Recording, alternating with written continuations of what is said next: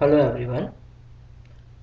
This video is about an interview of Noam Chomsky entitled Crime and Gun Control.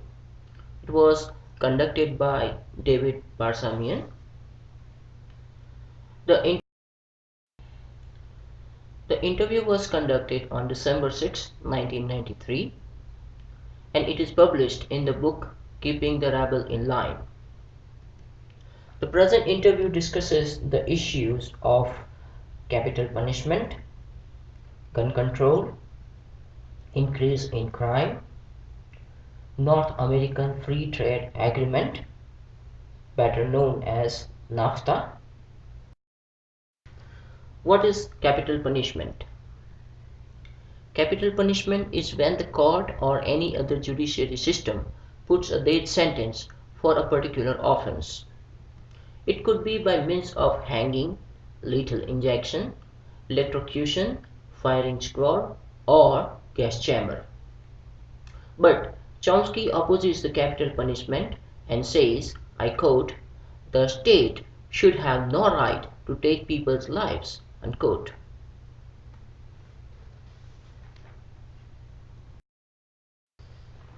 The next important issue discussed is gun control. It refers to domestic regulation of firearm manufacture, trade, possession, use and transport, specifically with regard to the class of weapons referred to as small arms. There are groups both in favor of gun control as well as its possession. Arguments in favor of possession of guns: fundamental right. The citizens have the fundamental right to possess a gun. Second Amendment rights. It says, a well-regulated militia being necessary to the security of a free state, the right of the people to keep and bear arms shall not be infringed. Defense of self and state. Self-defense and the defense of the state need the possession of gun by the citizens. Security against tyranny. It is based on the belief that banning or regulating gun ownership makes tyranny of the government more likely. Arguments against the possession of guns include gun violence debate. This includes discussions about firearms deaths, including homicide, suicide, and unintentional deaths, as well as impact of gun ownership, criminal and legal, on gun violence outcomes. Criminal violence. This is an open question for debate.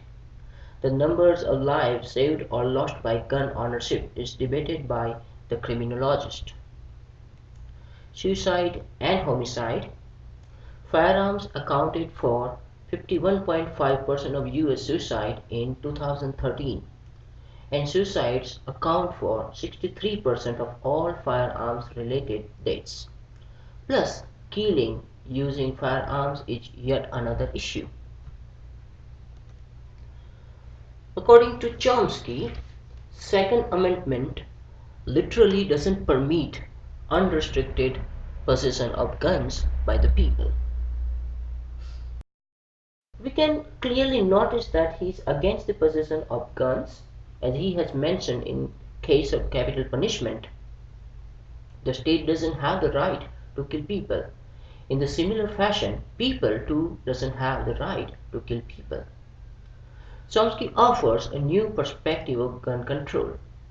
He says that the issue has to be understood thoroughly.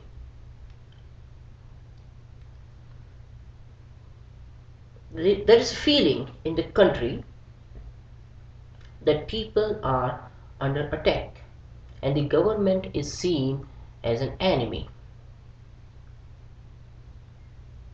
But the real enemy, according to Chomsky, is the corporate system. The present scenario is little different. Today, terrorism is considered and projected as enemy and not the government. Such a threat also allows people to think that constant monitoring is good for them. Chomsky also discusses the reasons behind increase in crime rate. Decline of income for the large majority is the prime reason for crimes, as they need to survive and not enough income is available. Majority of the people do not get the opportunity to do some constructive work for themselves and for the society. Social disintegration is also an important point. Lack of bonding also leads to absence of permanent identity. The absence of love and care leads mostly the youngsters to do crime as an act of signaturing their identity. The government's policies of aiding the privileged class bring the dissatisfaction in the general population, which comes out as a displaced anger. Painful memories is a slight diversion from the original discussion. It talks about an article by Nathaniel Nash. He wrote a story on the atrocities in Chile for the Times, which contains the subsection Painful Memories. Nash writes, I quote, many Chileans have painful memories of Salvador Allende's fiery speeches.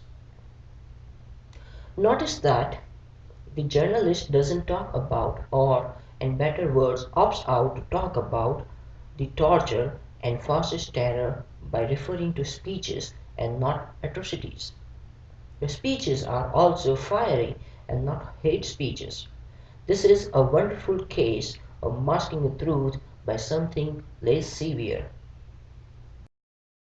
Then Chomsky moves on to discuss the North American Free Trade Agreement, better known as NAFTA, and its impact on US working class people. According to Chomsky, the purpose of NAFTA was to split the society even further because there will be benefits for the rich and privileged and exploitation for the working class. The authorities say that only unskilled workers will be affected, but the category of unskilled workers contains approximately 70% of the workforce. The corporations can operate internationally, but the unions cannot, which means it would be very difficult to organize and unite against corporations. The rule of the business is profit is to be privatized, but the cost is to socialized. When Chomsky was asked who is a Democrat, he replied, someone who follows Western business agenda is Democrat. It has nothing to do with the principles of democracy. When he was asked how business system helps the working class, he says, in the business system, people are trying to maximize profit, power, market share, control over the state. By accident, sometimes that will help other people. Thus, on the surface, the issues look different, but they are interconnected. For Chomsky, that connection is in corporatism of the economy. The governmental initiatives like NAFTA ensures that rich corporates can do business internationally. But because of the same, the underprivileged class is at loss.